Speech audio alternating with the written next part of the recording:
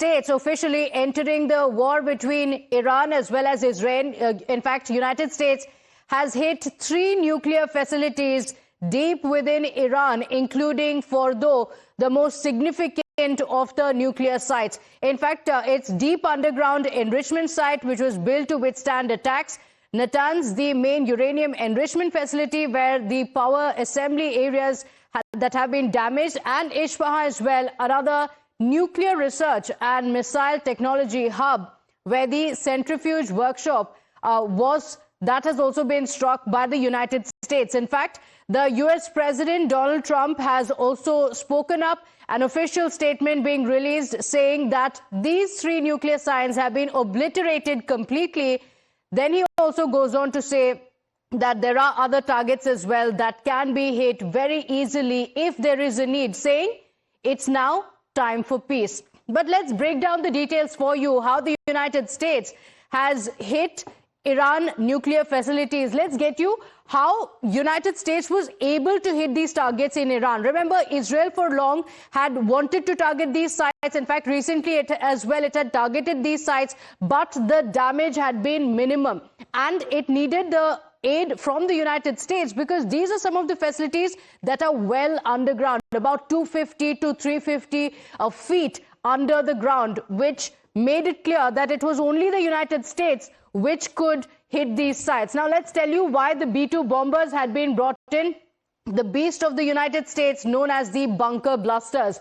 Now, they were used because they have this stealth technology, which means that it is very, very difficult to actually capture this on radar. So it's a stealth bomber with long-range capability. Like we mentioned, it also can carry huge payloads up to 30,000 pounds, which is required to go deep under the ground, about 250 to 350 feet under the ground, and then hit the nuclear sites. So these are precision munitions with a high payload, and this is very, very significant.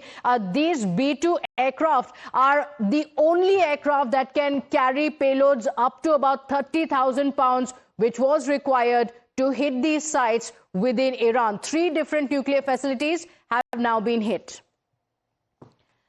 Now, let's also get you the visuals of what was happening in the United States. A look at the Situation Room, the war room in the United States, in the Pentagon. And these are the visuals of the US President Donald Trump, who was seen with the leaders. Interestingly, Trump was also wearing the Make America Great Again cap.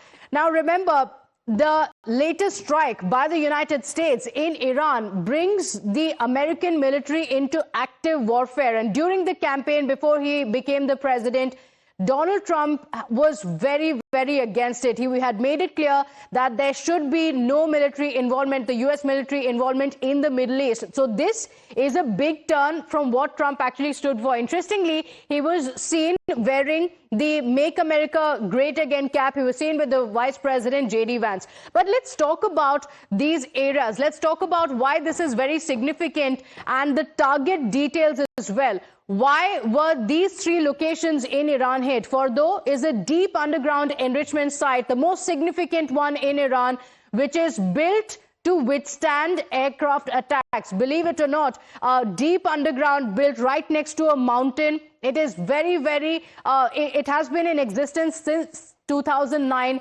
Iran had said that it is building uranium enrichment, and in fact, details had also suggested that up to 60% purity had been achieved in this, with 2,000 centrifuges being present at Fordow. It is close to Qom, which is a high security bunker as well. It was targeted with the bunker blaster bombs.